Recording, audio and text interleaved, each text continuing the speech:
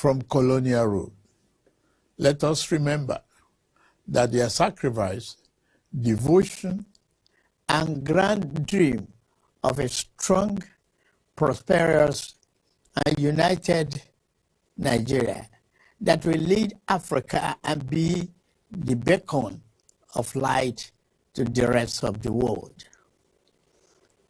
Our founding heroes and heroines, Herbert Macaulay, Dr. Nnamdi Azikiwe, Sir Abubakar Tafawa Balewa, Chief Obafemi Awolowo, Sir Ahmadu Bello, Margaret Ekpo, Anthony Enahoro, Ladoke Akintola, Michael Okpara, Aminu Kano, Funmilayo Ransome Kuti, and other nationalists believe it was Nigeria's manifest destiny to lead the entire black race as the largest black nation on earth. For decades, the promise of our independence has been tested by profound social, economic, and political challenges, and we have survived. While we may not have achieved all the lofty dreams of our forebearers, we have not strayed too far from them. In 65 years since our independence, we have made tremendous progress in economic growth, social cohesion, and physical development. Our economy has experienced significant growth since 1960. Although it is much easier for those whose vocation is to focus solely on what ought to be, we must recognize and celebrate our significant progress. Nigeria today have access to better education and healthcare than in 1960. At independence, Nigeria had 120 secondary schools with a student population of about 130,000. Available data indicate that as of year 2024, there were more than 23,000 secondary schools in our country. At independence, we had only the University of Ibadan and Yaba College of Technology as the two tertiary institutions in Nigeria.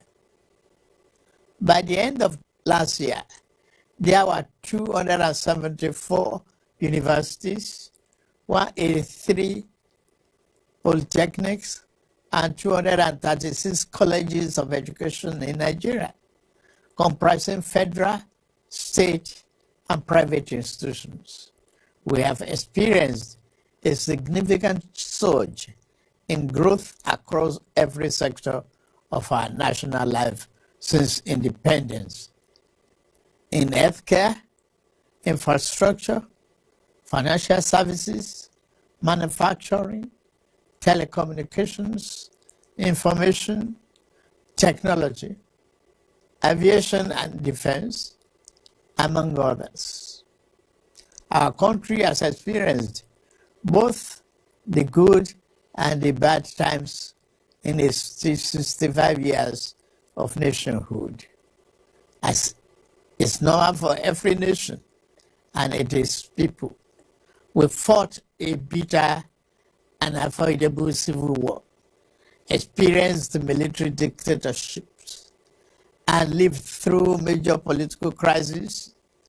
In all this, we weathered every storm and overcame every challenge with courage, grit, and uncommon determination.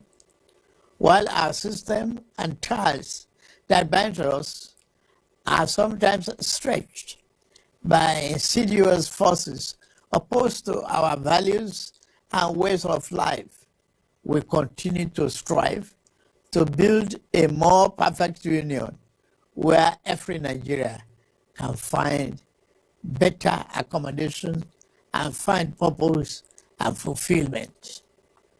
Fellow compatriots, this is the third time I will address you on our independence anniversary since I assumed office as your president on May 29, 2023.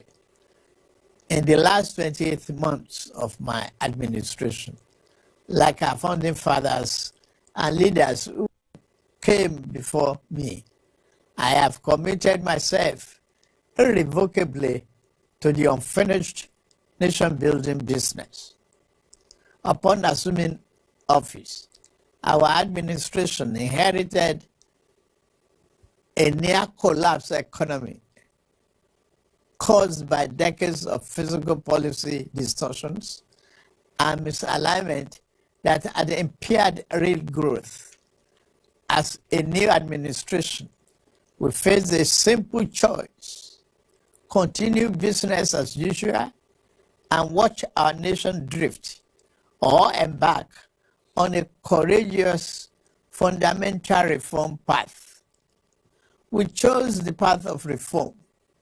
We chose the path of tomorrow over the comfort of today. Less than 3 years later,